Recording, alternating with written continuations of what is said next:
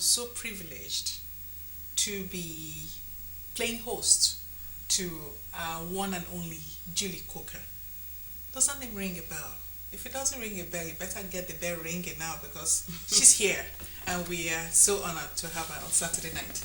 It's a pleasure having you. Thank you very much indeed. Wow. For inviting me to your program. You are always welcome because it's your home. We never left you. This is your home. Well, you built this house for us to live in right now. 35 years. That's a long time coming. Long time ago. Yes. Wow. Now, thank you. Some people are of the opinion that you are the first female broadcaster. Others say it's Anike Agbaje. How true is that story? Anike actually was the first female television announcer in 1959. And that was exactly the same year that I started. But I was 3 months behind her.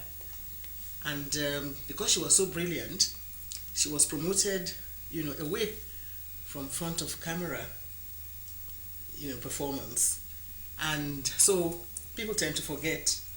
And because I had been there much longer, almost 27 years, doing children's programs, women's programs, and a lot of other things, people tended to forget all about and our dear Anika Agbaje Williams. And she's so beautiful. She's still in Ibadan. And occasionally she gets, a hand, greased in the profession. And when we were celebrating 50 years, we all came back together. And we appeared on channels reading the news once again as veterans. So it's always a pleasure to be part of the very genesis of television. Not broadcasting, there were loads of other women before us who started on radio, the old Nigerian Broadcasting Service, which changed to Nigerian Broadcasting Corporation and then metamorphosed into FRCN.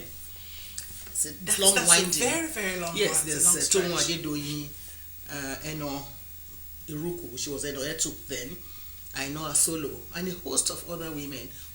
They were really, the ones that blazed the trail. And, we were just greenhorns at the time when we came in 1959, the year before independence. And I believe that is actually what made it possible for us to be so, I wouldn't know whether it was because we were appearing on television. They were behind the screens, of course, they were on radio. So television tends to make you larger than life. And, thank God we're still alive. Yes, so we're still alive and we're celebrating you today. And I'm so, so happy that one of those celebrating you today. Yes. Now, yes, you have cleared the air about you being the second in command when it comes to female broadcasting here in Nigeria. And I suppose that's a record when you spend 27 years, not even in Africa do we have anyone who has actually stayed that long doing more or less the same thing. I suppose maybe I wasn't good enough for other jobs. So I decided or maybe it's a passion that kept you going. That's a passion that kept you going. Now, Julie Coker is a name that we grew up knowing. And for some reason, you tried to stay off the spotlight after you retired, maybe actively retired. Why that's, just going into your shell? Is it that you've had too much of television and you're like, okay, let me just recline and just... I think you've answered the question. All right. Yeah. I was just guessing. It was just a guess. Just a wild guess. It's a good guess. You want to leave the stage for others also to at least, we've paid our own dues. And there's no reason why you should continue to stay on and on and on and on. Well, I moved from front of television performance to stay behind the desk as assistant director commercials for a number of years. You couldn't get promoted beyond the level of a chief presenter. I mean, that was like a bottleneck when you got there. That's it, you're stuck. And if you wanted to move forward, then you had to go branch into other areas. Of course, I managed to run NTA 2, Channel 5 for a while. But the people at the top felt that I would be, better off serving in the commercial area where you could open doors when we had actually gone almost full-blown commercial. Let's hold that thought for now and let's roll back to how Julie Coker started. I mean, there's always a story behind a story. How did it really start for you? Where are you from? My father came, partly Sierra Leone, partly Egba. That's the name, Coker. Okay. But my mother came from Warri, Chekiri. And so I was brought up as an Chekiri person in Lagos. I went to school in Lagos, St. Mary's Convent School, Holy Child College. And in those days, there was nothing like TV, and radio was just there for older people to listen to the news and BBC musical shows. So the attention was really on the theatre, not like the National Theatre as it is now, but schools had plays and all that. And in all the schools I attended, I was always there, in the forefront. We were part of, the group of people, the first crop that were able to appear on stage. And so I suppose the stage was set at that time, and we were taught in school, to speak well. We had English and American nuns in those schools, and they taught us. It was like a kind of finishing school. Okay. So you didn't have to go for any formal training before you could go on stage, before you could learn the stage craft and do whatever, put on the performance that you were expected to. I didn't actually go back home until I was almost 15. And I went into teaching in one of the Catholic schools in Warri. And it was from there that a friend of mine, who was also a teacher, decided that we should go and take part in the Miss Nigeria contest. And that was in 1957. So there you are. I was from stage in school to teaching in, Our Lady of Apostles, Warri, and then to being Miss Western Nigeria and runner-up in Miss Nigeria in 1957. But then, to go into broadcasting, you just have the talent, which is still the same in other parts of the world. You didn't have to go to study, but later on we were sent to, study television production courses, both in England and in America. But you didn't have like a prior, before you went into the broadcasting world, you didn't like have any prior knowledge of broadcasting? Not really. No. What you needed for television is maybe a photogenic face, the looks, and a good voice and a good diction. And these days, that has been watered down. There are so many, things you have to learn to do, voice training, and also you have to be able to sing a little bit in order to speak well. That was what we were taught at the time. Did you have like in-house? Well, in Ibadan, WNTV, where it started, we had our call signal, WNTV, first in Africa. We had English people there. Chief Segun Lushola was the first African to be employed, and we followed, quickly after that, I'm afraid. So literally, what you're saying is the colonial masters were in charge of broadcasting before we gained our independence. Yes, before we gained independence. And they still stayed on until we became a republic in 1963. Did broadcasting find you, or you found broadcasting? Well, it's a two-way affair, really. It's a love affair. I think the romance really started with, first of all, being Miss Western Nigeria. I would have actually gone into radio. So, because I believe that they were still, hunting for talents. And so I was there. So it's like, broadcasting found me, and I was ready. So when a woman is ready to marry, her husband is also ready, it clicks. Television actually started in America, and then in Britain, in Germany, Australia. Nigeria was the fifth country in the whole world to have television. Not just in Africa, in the entire world. So we have really come a long way. And it's a privilege to be part, of that big, how gigantic, event happening in the world. Television is not just a child's play, but now it seems as if it's so easy. Everybody has a bit of technological know-how, which we didn't have them. I saw you with so many gadgets here. I mean, they didn't want us to go. If you are going to be a presenter, you just have to be very feminine, a bit glamorous and all that. Of course, you are glamorous, but... Thank you for coming from me. I'll take a bow. And professional, of course, So that was what I expected of you. Somebody else was writing the script. The script was being written by English people and supported by people like Chief Segun Lushola. He was a fantastic script writer. That was not just his job then, but, so many other things emanated here, there, and yonder. And this is what it is now. How was it like when you first started? I mean, your first day at work. When you said, okay, face it, camera. How was it like? I believe I was too young to realize what I was going in for. Of course, we have butterflies. Like I said, I had a photographic memory. And I learned everything that I was, put through. The scripts I could chew, with all humility. It was very easy for me, a 19-year-old girl. But maybe if I was 25, it wouldn't have been that easy. And I think that was the appeal then that I had, because I could make, contact with the camera. We didn't have teleprompters in those days, mind you. So being able to deliver directly into the camera, So you needed to do effort. A lot of rehearsals? It wasn't, well, you do your rehearsals.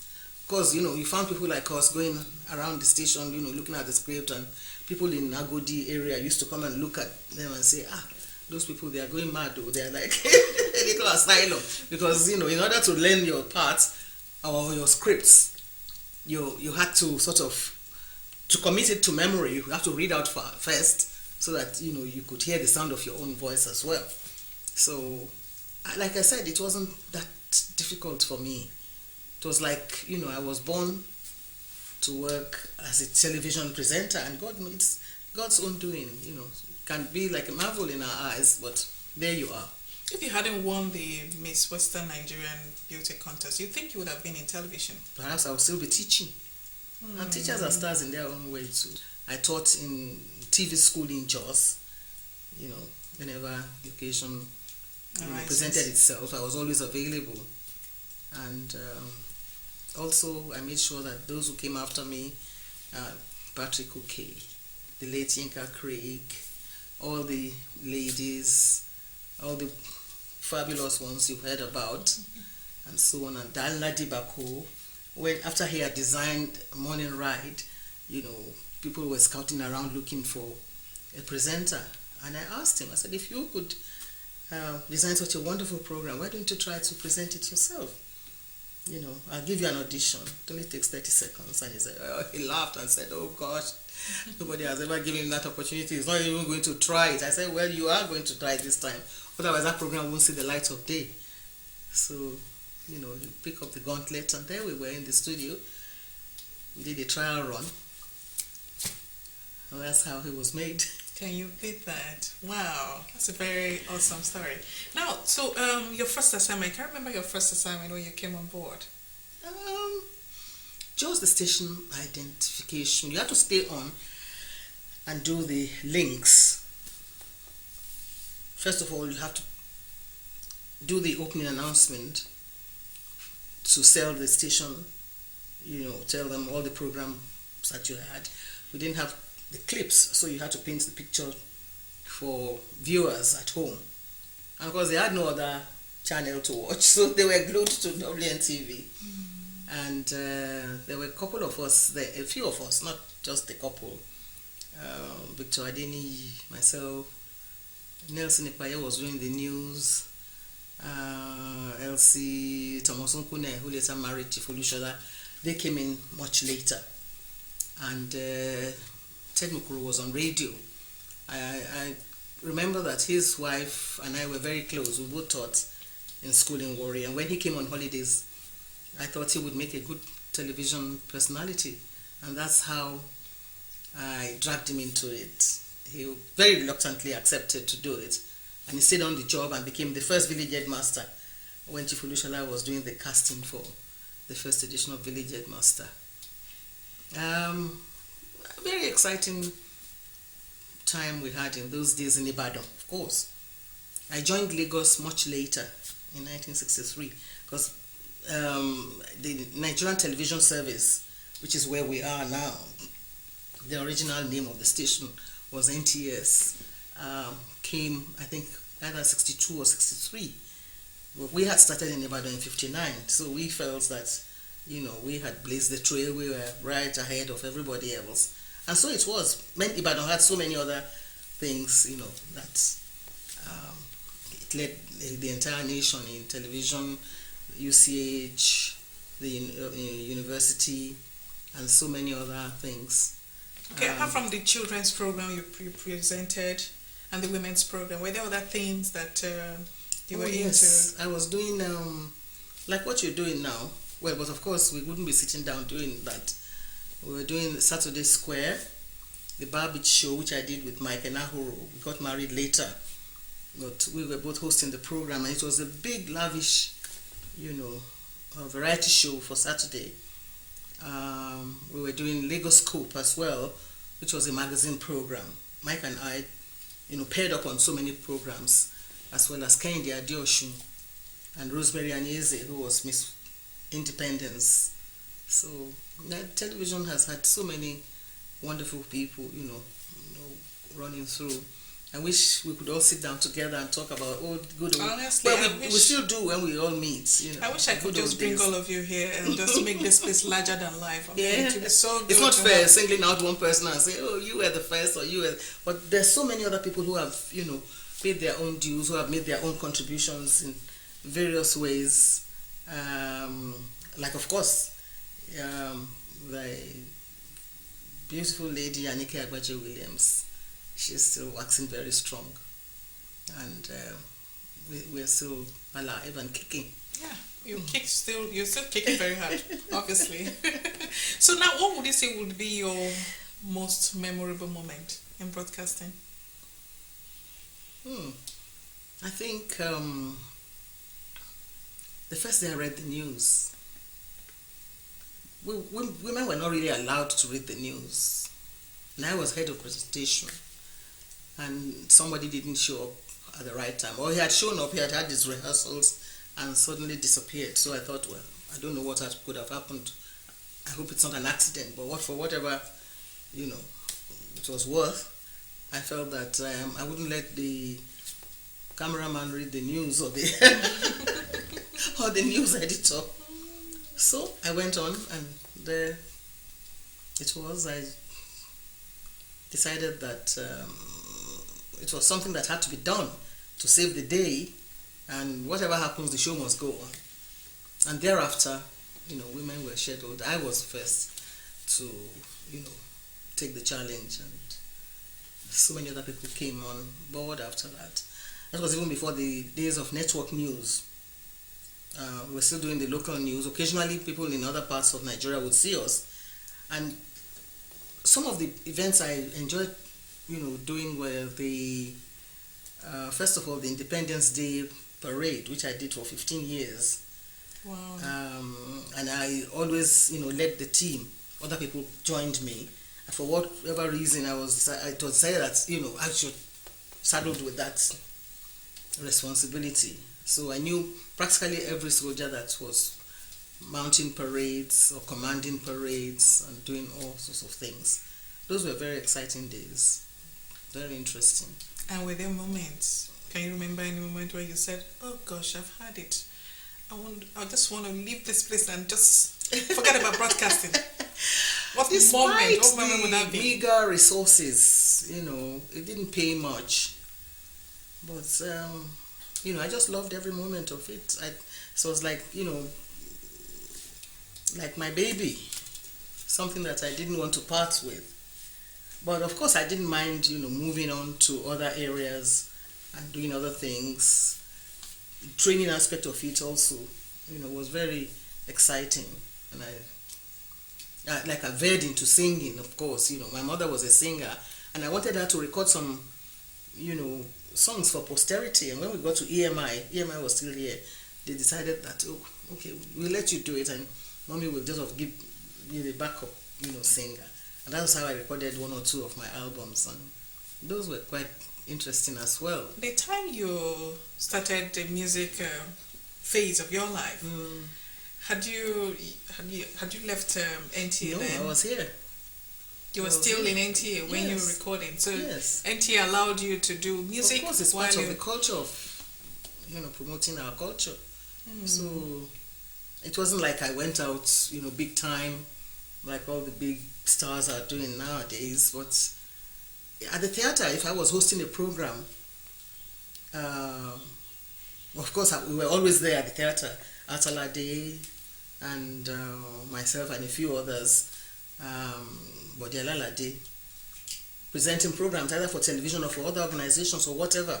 The First Lady's projects and launching of somebody's book, or promoting so many other things concerning the smooth running of the country, projecting the image of the country. Not only here, I've done things like that in Canada, for Nigeria. One would be asked by the Ministry of Information or External Affairs to come along and present Nigerian dances, traditional dances and music. So, if I felt like singing, it came on spontaneously. I didn't have to make any effort at all. So what prompted you into the music? No, because I grew up in a family of singers. My mother was a Chekuri singer, and my aunties and cousins coming behind me. We always sing whenever we get together, and I still sing. I sing in church. In your own opinion, do you think you made a professional impact? Not very much. Not very much. But just something that was there, on the side. And I'm happy occasionally when people refer to it, or when I can still hear some of the old tunes. So, not just being one track-minded. Would you describe yourself as restless? A restless person those days? Not really. I had so much to do. Was it a passion, the drive? Yes, quite honestly, I think it was. I was invited by so many people to host many shows, weddings, just name it. But I just took it in my stride. I didn't think I was restless. I thought I was, with all due humility, always available to assist and make people happy, Somebody was showing me my picture, which was taken about some 30 years ago. You can imagine. Oh, it's... When I take pictures, I don't even want to look at it. Like it's nature. Of course, you can't beat nature. Will run its course. So you have to be satisfied with the fact that you have also been part of this, very enormous and gigantic, process. Yes. It's Sorry, I can't get up and do any okay. dance or anything for you like I was doing on stage in those days, or at Kasina Duliban in Lebanon. Okay. We understand. You have earned your stripes, you paid your dues. It's a pleasure having you on Saturday night. Well done. Yeah, thank you have so done much. Very well yourself. Thank you so much.